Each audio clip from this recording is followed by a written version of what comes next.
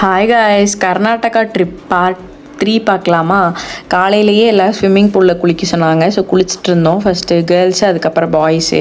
நான் வந்துட்டு குளிக்கலை. அதுக்கப்புறம் ஃப்ரெண்ட்ஸ் எல்லாம் குளிச்சுட்டு வந்ததுக்கப்புறம் வெளியில் வந்துட்டு காஃபி குடிக்கலான்னு சொல்லிட்டு வந்தோம்.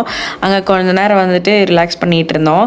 அதுக்கப்புறம் வந்து ரூம் செக் அவுட் பண்ண சொல்லிட்டாங்க. ஸோ செக் அவுட் பண்ணிவிட்டு பிரேக்ஃபாஸ்ட்டும் சாப்பிட்டுட்டு நாங்கள் ஸ்டே பண்ணி இந்த ஹோட்டல் பக்கத்துலேயே ஒரு கடை இருந்துச்சு. நிறைய அங்கே உள்ள திங்ஸ் எல்லாம் வச்சுருந்தாங்க. எல்லாமே ரொம்ப அழகழகாக இருந்துச்சு. அது எல்லாமே நான் ஃபுல் வீடியோவில் ஷேர் பண்ணியிருக்கேன். கீழே லிங்க் கொடுக்குறேன், மறக்காமல் போய் டைம் இருக்கும்போது செக் பண்ணி பாருங்கள். அப்புறம் பஸ்லேயுமே ஏறிட்டோம், எல்லாமே எடுத்துகிட்டு இந்த ஸ்பாட்டுக்கு தான் வந்திருக்கோம். இந்த இடம் பேர் எனக்கு கரெக்டாக தெரியலனால லொக்கேஷன் கீழே நான் பின் பண்ணுறேன். அங்கே வந்துட்டு நிறைய ரைட்ஸ் எல்லாம் இருக்குது, போட்டிங்கு அந்த மாதிரி. ஆனால் எங்களுக்கு வந்து அந்த பனானா ரைட் போகணுன்னு தான் ரொம்ப ஆசை. அது போனதுக்கு நல்லா வச்சு செஞ்சு விட்டாங்க, அப்படி இருந்துச்சு. என் வாழ்க்கையில் நான் மறக்கவே மாட்டேன்.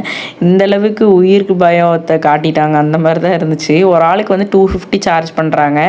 நீங்கள் போகிறதா இருந்தால் கண்டிப்பாக இது போயிட்டு வாங்க. ஆனால் கொஞ்சம் மூச்சு பிரச்சனை அதெல்லாம் இருக்குன்னா போகாதீங்க. அதுக்கப்புறம் லஞ்சுமே சாப்பிட்டுட்டோம். ஸோ நெக்ஸ்ட்டு என்ன நடந்துச்சுன்னு நெக்ஸ்ட் பார்ட்டில் நான் வந்துட்டு உங்களுக்கு நான் ஷேர் பண்ணுறேன். அண்ட் இந்த வீடியோ பிடிச்சிருந்தா கண்டிப்பாக எனக்கு சப்ஸ்கிரைப் பண்ணி சப்போர்ட் பண்ணுங்கள், லைக் பண்ணுங்கள், கமெண்ட் பண்ணுங்கள். தேங்க்யூ ஃபார் வாட்சிங்.